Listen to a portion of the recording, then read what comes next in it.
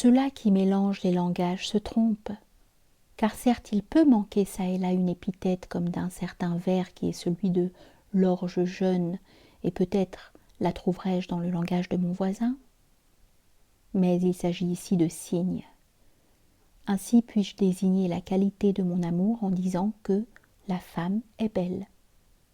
Ainsi puis-je désigner la qualité de mon ami en parlant de sa discrétion. Mais ainsi je ne porte rien qui soit mouvement de la vie, mais considération sur l'objet tel que mort.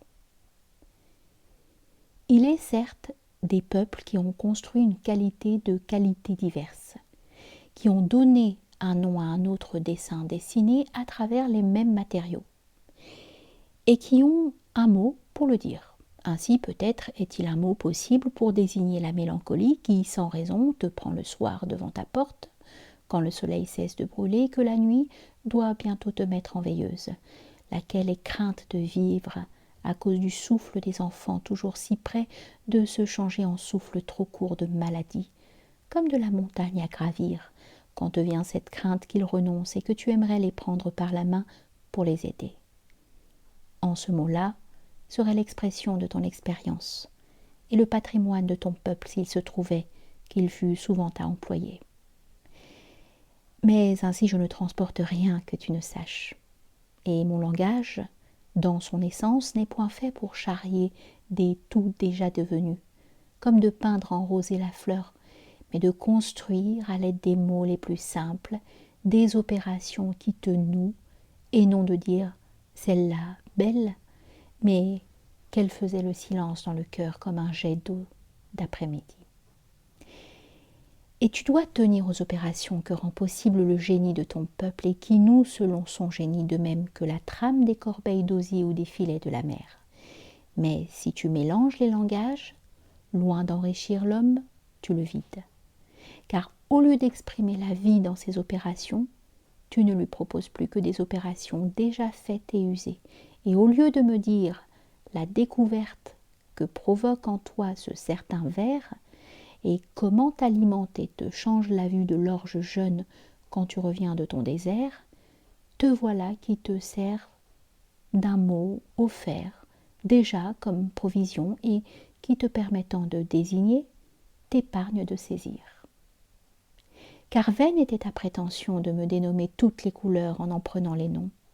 Là où elles sont désignées, tous les sentiments prenant leur nom, là où on les éprouve, et où un mot résume l'expérience subie par des générations et toutes les attitudes internes, comme le goût du soir, en les prenant là où le hasard les a fait énoncer.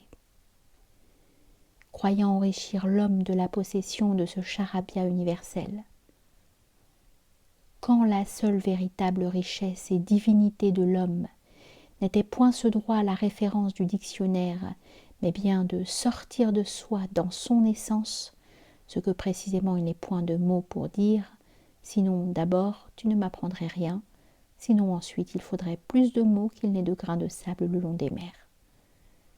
Qu'est-ce en comparaison de ce que tu pourrais avoir à dire, les mots que tu aurais volés et qui pourriront ton langage? Car seuls sont à dénommer les sommets de montagnes distingués des autres et qui te font un monde plus clair. Et il se peut que je t'apporte ainsi, si je crée, quelque vérité nouvelle dont le nom une fois formulé sera comme le nom dans ton cœur de quelque nouvelle divinité. Car une divinité exprime une certaine relation entre des qualités dont les éléments ne sont pas neufs, mais le sont devenus en elle. Car j'ai conçu. Et il est bon que je marque au fer dans ton cœur le chiffre qui te peut augmenter, de peur qu'ensuite tu ne t'égares. Mais sache que hors les clés de voûte qui me sont découvertes par d'autres que toi, tu ne peux rien désigner par les mots qui soient de son essence et de ta vie. Et si tu me peins le ciel en rouge et la mer en bleu, je refuse d'être ému, car il te deviendrait vraiment trop aisé de m'émouvoir. Pour m'émouvoir, il faut me nouer dans les liens de ton langage, et c'est pourquoi le style est opération divine.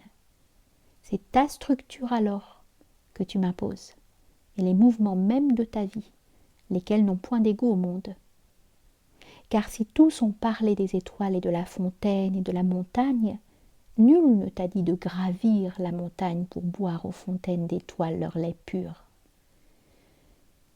Mais s'il est par hasard un langage où ce mot soit, c'est qu'alors je n'ai rien inventé et n'apporte rien qui soit vivant. Ne t'encombre point de ce mot s'il ne doit pas chaque jour te servir, car ce sont des faux dieux ceux qui ne servent pas dans les prières de chaque soir. Mais s'il se trouve que l'image t'illumine, alors elle est en crête de montagne d'où le paysage s'ordonne. Et cadeau de Dieu, donne-lui un nom pour t'en souvenir.